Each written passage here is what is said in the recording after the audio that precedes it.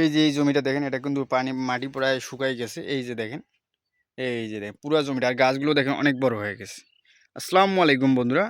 আজকে আমরা এই জমিটা সম্পর্কে জানবো। এই জমিটার মতো ভুল করলে কিন্তু এই জমির মালিকের মতো যে ভুলটা করেছে উনি, এই ভুলটা করা যাবে না। তো মূলত উনি যে ভুলটা করেছে, এই যে দেখেন জমির মাটিটা প্রায় শুকাই গেছে, আর গাছও প্রায় মনে করেন অনেক বড় হয়ে গেছে।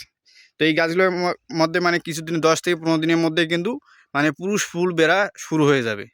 তো এই সময় ওনারা কি করছে, শুধু সার দিয়েছে, ইউরিয়া সার। প্রায় 2 থেকে 3 দিন হচ্ছে, কিন্তু সারগুলো গলে গেছে। তো ওনারা ভাবতেছে সার এই সময় গাছের খাদ্য হিসেবে ওনারা সার দিলেই হবে, সেচের কোনো প্রয়োজন নেই। তো আপনার জমিতে যদি আপনার পানির প্রয়োজন হয়, অবশ্যই আপনাকে পানি দিতে হবে। ভুট্টা চাষ করতে গেলে অবশ্যই আপনাকে পানি লাগবে, পানি ছাড়া ভুট্টা হবে না, এটা আপনাকে মাথায় রাখতে হবে। কিন্তু ওনারা যে ভুলটা করেছে সেটা হচ্ছে যে, এই যে দেখেন আপনার জমিটা শুকনো আছে, জমিটা কিন্তু আপনার পর্যাপ্ত সেচের দরকার। দেখেন গোড়ার দিকে দেখলে বুঝবেন। তো এই সময় ওনারা শুধু সার ছিটাই দিয়েছে, কিন্তু সারটা গলে গেছে ঠিক আছে, কিন্তু সারটা আপনার মাটির উপরে আছে।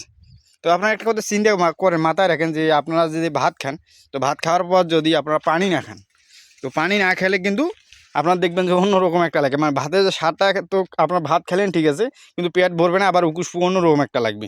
তো এই ক্ষেত্রে কিন্তু গাছের ক্ষেত্রে আরও ভিন্ন। গাছ কিন্তু পানি ছাড়া গাছ বাঁচবে না, এটা আপনারা সবাই জানেন। কিন্তু এই ক্ষেত্রে আপনারা কী দিয়েছেন, সার দিয়েছেন। কিন্তু সার দেওয়ার পর কিন্তু আপনার সেচ দিলেন না।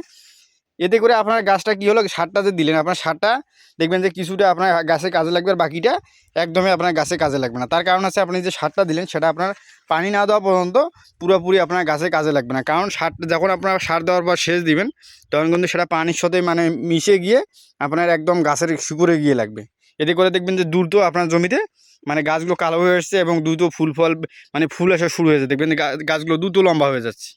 তো যাদের জমিতে এরকম গাছ হয়ে আসছে আর কি, কিছুদিন 15 থেকে 20 দিন লাগবে, এবং পানির প্রায় প্রয়োজন জমিতে শুকনা, তো তারা যদি আপনারা সারও না দেন, আপনার জমিতে সার এই সময় সার না দেন, আপনার কলা বের হওয়ার সময় সার দিবেন, তবুও চাইলে আপনারা এই সময় সেচটা দিতে পারেন।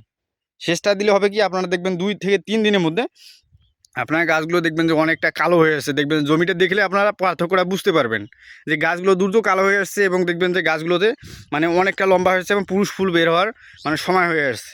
তো এতে করে হবে কি, আপনার গাছটা যখন পুরুষ ফুল বা কলা বের হচ্ছে, তখন আপনারা একবারে সার দিয়ে তখন আবার সেচ দিয়ে দিতে পারবেন।